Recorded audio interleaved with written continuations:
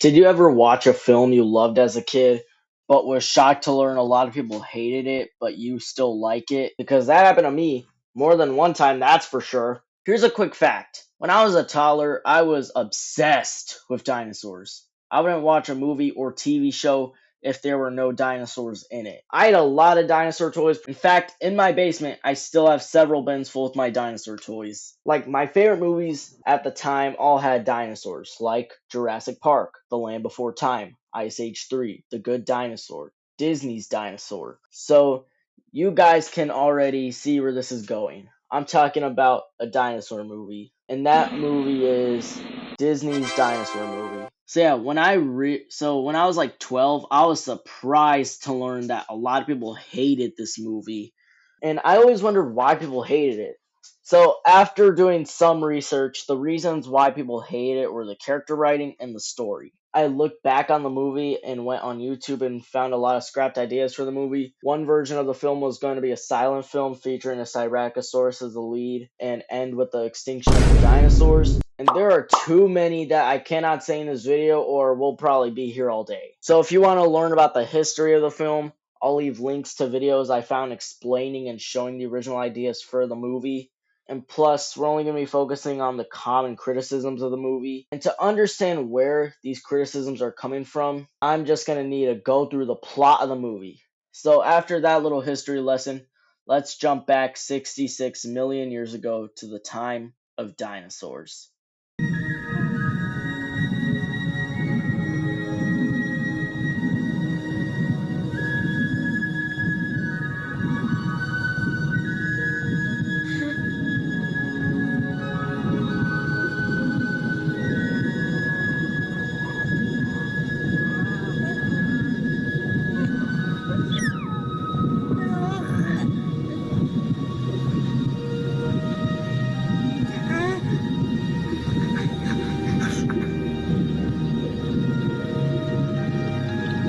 The movie starts with us seeing the embryo of an egg, a dinosaur egg. Then we see a baby Parasaurolophus running through this nesting ground. All is peaceful until a Carnotaurus runs out of the forest and scares everyone. But the one thing I didn't understand about this scene is why are you all scared of it? There's like many of y'all. You can easily just gang up on it, just beat it. And also, the Carnotaurus didn't look nothing like that. They were much more slim and had a more sausage like build. As it's causing this massive stampede, all eggs were stomped on except for one. This one egg gets stolen by this oviraptor and drops it in the river. Pretty much most of this scene is just to show off their filmography, their CGI dinosaurs that still look good till this day. And fun fact, they actually filmed in several different locations just for this one scene. And let me just tell you, they did not need to go this hard with the score.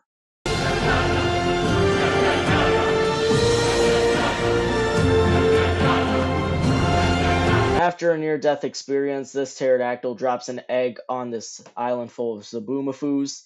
They're all scared except this lemur named Pleo and her dad Yar. Yar tells her to get rid of it. She's like, no, I'll take care of it. So she takes care of it. Fast forward many years, meet our main character, Aladar. He's now family with the lemurs, so he's brothers with this lemur, Zinni. It's the lemur's mating season.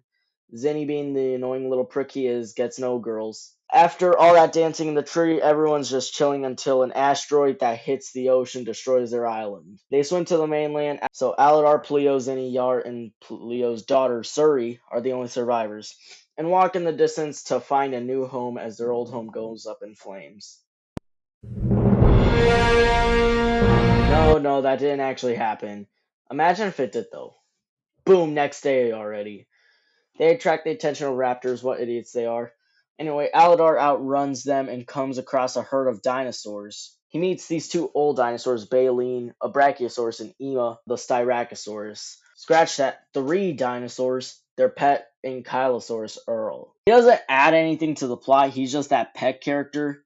Oh yeah, we also meet Aladar's love interest, Nira, and one of the antagonists, her brother, Kron.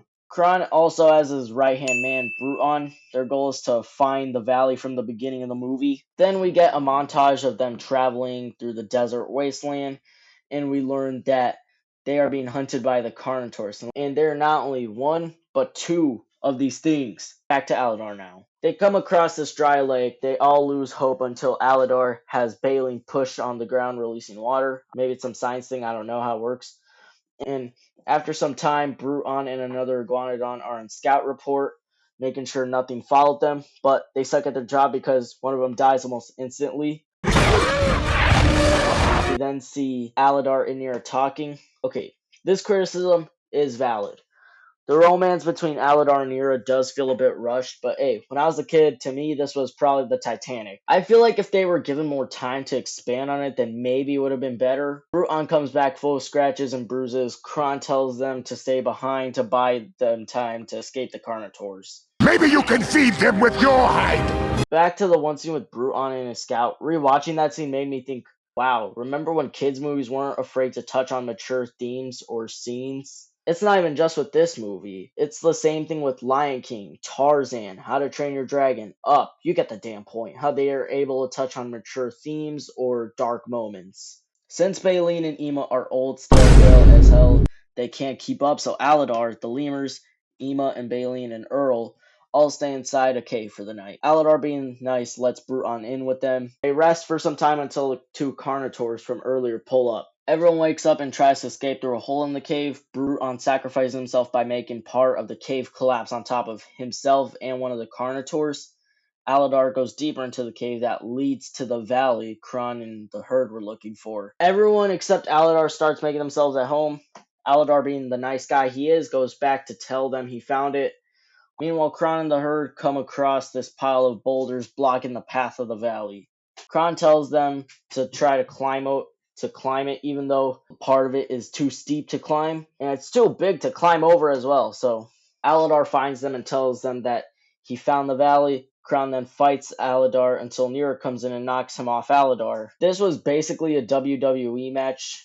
All that was missing was the chair. Slithering. Watch out! Watch out! Watch out! Watch out! Kron, for the first time, gets knocked down and also loses leadership of the herd. All is nice until the Carnotaurus pulls up and scares the herd. Aladar stands up to the Carnotaurus and just roars at it. Nira joins in, another joins in, and another, until the whole herd just starts roaring at it. They all just start ganging up on it. The Carnotaurus, now realizing it is outnumbered, decides to let them all leave, except Kron, because Kron wasn't with the herd. He was still trying to climb the rocks. Nira and Aladar go back to save Kron. Kron actually starts fighting the Carnotaurus, actually manages to get a few good hits on it, until he gets slammed onto a rock. Nira comes in to fight it, but completely fails. Aladar then comes in and, using all of his strength, pushes it off the cliff, and then it dies. Aladar leads the herd to the valley, and everyone is happy, and the herd is saved. The movie then ends with Nira and Aladar having kids of their own, and then Plio says this. None of us really know what changes, big or small, lie ahead. One thing is certain, our journey's not over. We can only hope that, in some small way, our time here will be remembered. Oh, don't worry, we still have museums to see your son's remains and your ancestors. Now let's get on to the criticisms of this movie, and don't worry, I'll try to make it quick. A lot of people say the characters are bland and forgettable, and honestly, I kind of see where it is coming from. Aladar is basically nice guy protagonist, and Nira is almost there as love interest, but I think people exaggerate this criticism because Aladar and Nira aren't exactly the greatest characters ever written, but it's not like the movie is full of forgettable characters. People still remember Kron, people still remember Bruton, and hell, even the Carnotaurs. Bruton had his own little mini character arc in this. So I do agree some of the characters could have been stronger. I don't think they are nearly as bad as people make them out to be. The next criticism is the story is predictable. And yeah, it is. Hero joins the group. Mean leader disagrees with the hero. The hero proves everyone wrong. The hero gets the girl. The end. But here's my thing. With it being predictable doesn't automatically make it bad. You know what else is predictable? Jurassic Park. Dinosaurs escape, and the MCs need to escape the island. Most movies follow a pretty straightforward formula that be explored in different ways. In Disney's Dinosaur, throws in some stuff to make it different. The Carnotauruses, the survival of the fittest theme. Another criticism I see all the time is talking dinosaurs feel weird. And when you compare it to the 2019 Lion King, makes this movie look so much better than it actually is. Like, a lot of people criticize the dinosaurs for having lips, but honestly, I think it helps the movie actually. It actually helps show the dinosaurs' emotion. It actually tells you what they're expressing. So after looking at all these criticisms, do I think Dinosaur is a perfect movie? Hell no, far from it. The romance is rushed. Some characters could have used a bit more development. But people talk about this movie like it's the worst movie they've ever seen. And I just don't see it. What I see is a fun dinosaur adventure with incredible visuals and an amazing soundtrack.